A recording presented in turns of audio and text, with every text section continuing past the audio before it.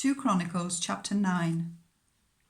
When the Queen of Sheba heard of Solomon's fame, she came to Jerusalem to test him with hard questions. Arriving with a very great caravan, with camels carrying spices, large quantities of gold and precious stones, she came to Solomon and talked with him about all she had on her mind. Solomon answered all her questions. Nothing was too hard for him to explain to her. When the Queen of Sheba saw the wisdom of Solomon, as well as the palace he had built, the food on his table, the seating of his officials, the attending servants in their robes, the cupbearers in their robes, and the burnt offerings he made at the temple of the Lord, she was overwhelmed. She said to the king, "The report I heard in my own country about your achievements and your wisdom is true. But I did not believe what they said until I came and saw with my own eyes. Indeed, not even half the greatness of your wisdom was told me. You have far exceeded the report I heard. How happy your people must be! How happy your officials who continually stand before you and hear your wisdom. Praise be to the Lord your God, who has delighted in you and placed you on his throne as king to rule for the Lord your God. Because of the love of your God for Israel and his desire to uphold them forever, he has made you king over them to maintain justice and righteousness." Then she gave the king 120 talents of gold, large quantities of spices and precious stones. There had never been such spices as those the Queen of Sheba gave to King Solomon. The servants of Hiram and the servants of Solomon brought gold from Ophir. They also brought algum wood and precious stones. The king used the algum wood to make steps for the temple of the Lord and for the royal palace, and to make harps and lyres for the musicians. Nothing like them had ever been seen in Judah. King Solomon gave the Queen of Sheba all she desired and asked for. He gave her more than she had brought to him. Then she left and returned with her retinue to her own country.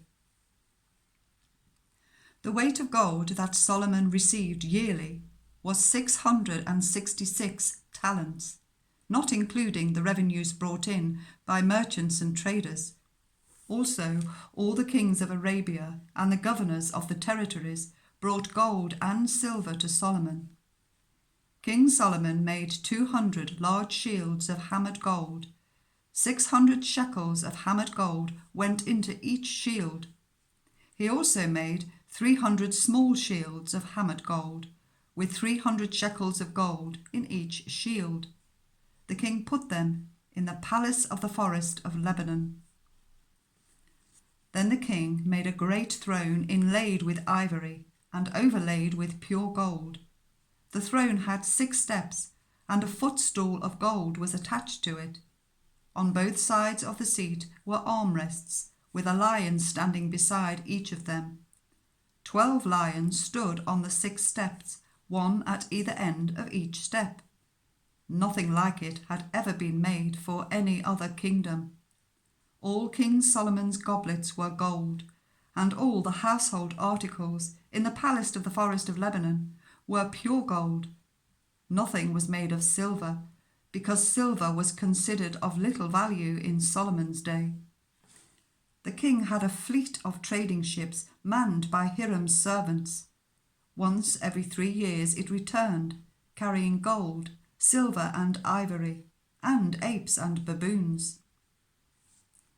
King Solomon was greater in riches and wisdom than all the other kings of the earth. All the kings of the earth sought audience with Solomon to hear the wisdom God had put in his heart. Year after year, everyone who came brought a gift, articles of silver and gold, and robes, weapons, and spices, and horses and mules. Solomon had 4,000 stalls for horses and chariots, and 12,000 horses, which he kept in the chariot cities, and also with him in Jerusalem.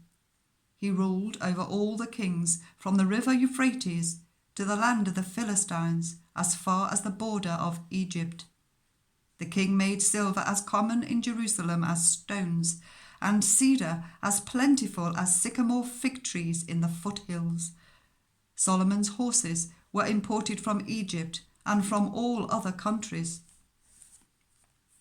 As for the other events of Solomon's reign, from beginning to end, are they not written in the records of Nathan the prophet, in the prophecy of Ahijah the Shilonite, and in the visions of Iddo the seer, concerning Jeroboam son of Nebat? Solomon reigned in Jerusalem over all Israel for 40 years. Then he rested with his ancestors, and was buried in the city of David his father. And Rehoboam his son succeeded him as king.